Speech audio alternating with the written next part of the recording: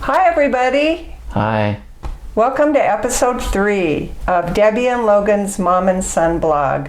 We're so happy that you're here to join us today. Today we're going to be answering some of your questions. That's right. And our greatest hope is that something we say will help you in some way as you face your challenges.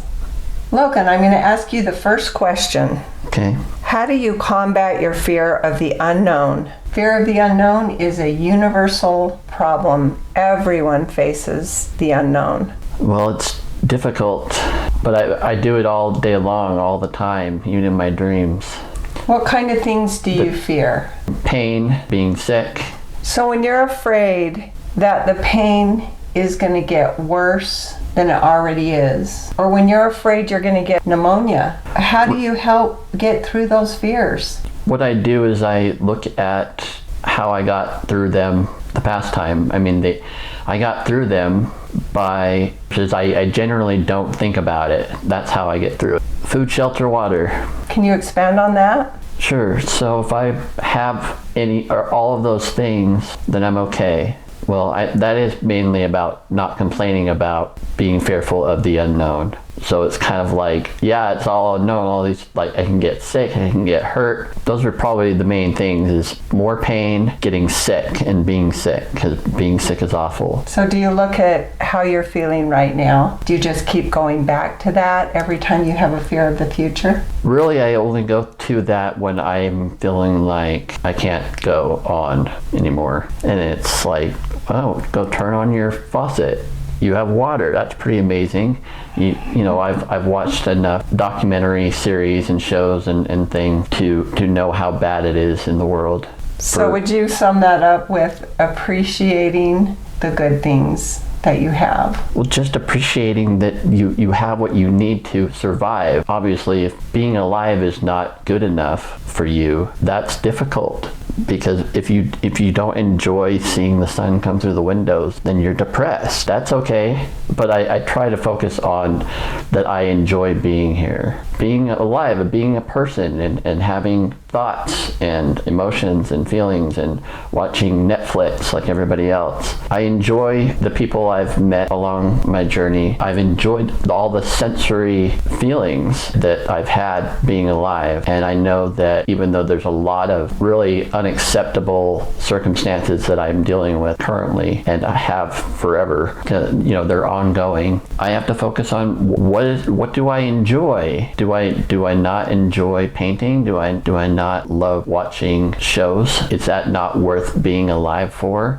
Do I not want to hear my mom's voice? Do I not want to feel that friendship, or certainly have love again? I want to have those things. It's valuable to me to have those things still, despite everything I meant, all the other things. How do you combat your fear of the unknown, Mom? Well, you all heard that saying, don't cross that bridge before you get there. I add to that, because you may never get there. That bridge may never come. You may spend a lot of time worrying about something that will not ever happen. And if you continue worrying about things that you can't change, it will ruin your life. Guaranteed. There was a time when I worried about everything. When I was a single mom, Heather and Logan were young. I didn't know what the future held. I didn't know when they would get sick again, if they would live through the sickness. I couldn't make friends for them. I didn't know how they would work, what they would do with their future. I was a self-employed hairstylist. Every single month I worried about, am I going to make enough money to pay my bills? Every month. It didn't matter how many months I was able to pay my bills. I still worried every single month if I was going to get enough haircuts, enough customers to make enough money to pay my bills. What that led to was an eating disorder. I had bulimia for 3 years. I hit rock bottom and ended up driving myself to the hospital to get help. That's how far it went, because I was worrying about things that I couldn't control and crossing bridges that I might never have to change. I've never liked that statement, though. What statement? Whenever, just as a kid, that was your go-to. Don't cross that bridge till you come. It was infuriating. Too simple. Well, it didn't help me at all.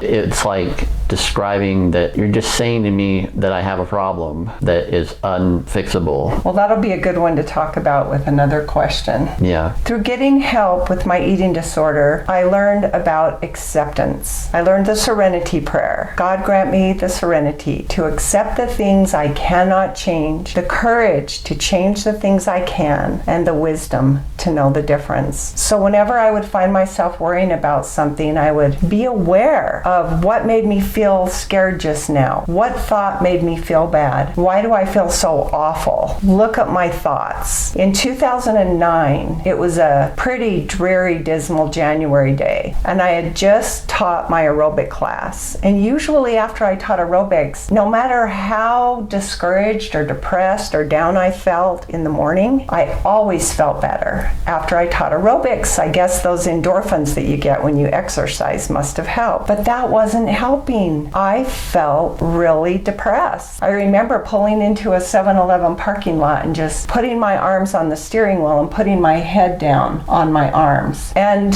asking myself the question, why can't you shake this? And suddenly it came to me. Heather had almost died from pneumonia a few months earlier. And even though she was all better now, I was worried about the future. When is she going to get sick again? When is Logan going to get sick? Are they both going to get sick at the same time? Are they both going to die at the same time? Am I going to lose both my kids? And all of a sudden, everything that I had learned that helped me with the fear of the unknown came back to me. Oh, you're worried about the future. You're trying to cross bridges that aren't here right now. Right now, you're okay. Right now, they're okay. And that's the important thing. And then when I was diagnosed with MS, another really scary fear of the unknown. Am I going to be able to take care of Heather and Logan? Am I going to be able to take care of myself? Will I keep being able to walk? Will I be in a wheelchair? It was so scary. So what I do in that situation is I say, can I change this situation? And if the answer is no, I cannot make my body not have MS, then I put it in a compartment as something I can't change right now. I can't do anything about that right now. And then I focus on accepting that. Then what do? I take action. What can I do to help my MS not get worse? I listened to the doctor. I had to learn how to give myself an injection, and that was not fun and it was scary, but I learned how to do it, and I've been doing it for 13 years. And I just appreciate every single day. I can walk today. I can sometimes hike. I can still do the things that I love to do. So that's how I get through it. Logan and Heather and I gave a talk about accepting challenges. That is really connected to how to avoid fears of the future. So I call them my AAAs: awareness, acceptance, and action. Do you have a specific experience you might want to share, Logan, where you were feeling really scared and then you caught yourself and you use your method of food, water, shelter and it helped? I mean, the main example that I have, that I've had for